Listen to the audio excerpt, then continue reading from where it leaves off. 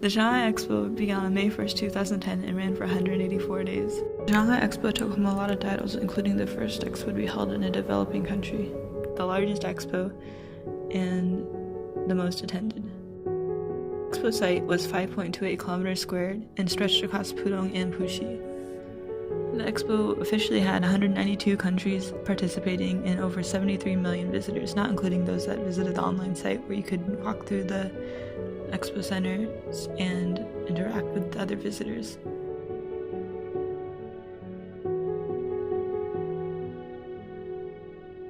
To do this, they had to relocate 18,300 households and 272 enterprises and factories. China is known for having fake goods and blurring the lines between copyrights, and the expo was not an exception. Their mascot, Haimian Baobao, was said to be from the American cartoon Gumby. They also had problems with their song, which was plagiarized from the Japanese song. But luckily, the Japanese artist was so happy the song was resurfacing that they let him use it anyway. Aside from these things, the expo also brought a lot of new things to Shanghai, including extending the subways. The subway extended so that people could more easily access both the Pudong and Puxi side and to get around Shanghai easier, which accounted for all the big crowds that were coming.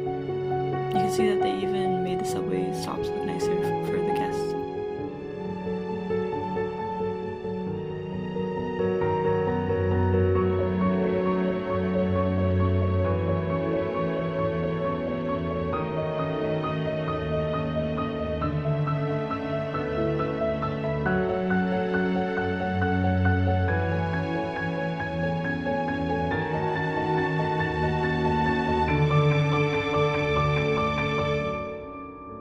Now, the site for urban planning and renewal is actually used for a museum. The museum holds a lot of artifacts from the actual expo, as well as history on the past expos and a lot of replicas of the expo centers in Montreal, Seattle, and all across the world. The design for the Chinese pavilion was also accused of being too similar to Japan's, and their welcoming ceremony was strikingly similar to that of Canada's. Expo Avenue ran down the center and has an interesting design of a canvas above it that is now one of the few remaining parts that can be seen at the expo.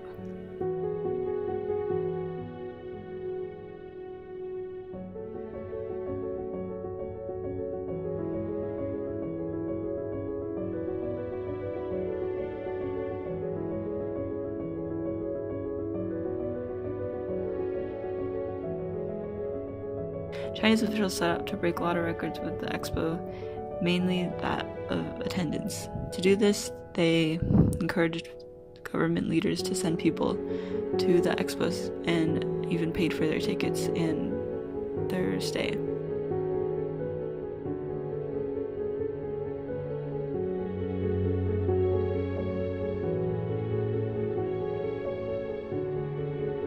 They also have a waterfront show right next to the Mercedes-Benz Center, which is now under construction, but up until recently was still there for shows. Most of the site has been teared down now, and the Riverfront Mall now stands in the center.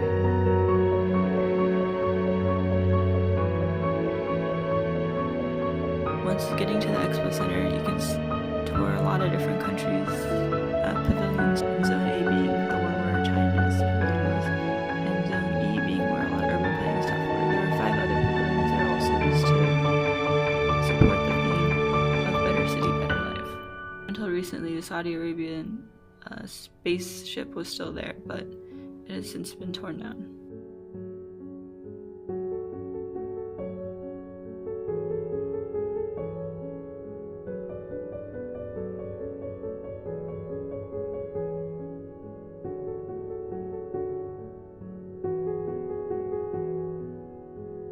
The Chinese Pavilion has been repurposed into an art museum and is free to enter.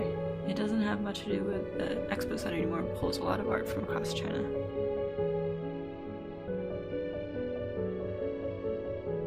However, what I'd like to talk about in my essay is more about how Taiwan, Macau, and Hong Kong were represented at the Expo, and how they presented themselves in regards to how they're politically tied to China.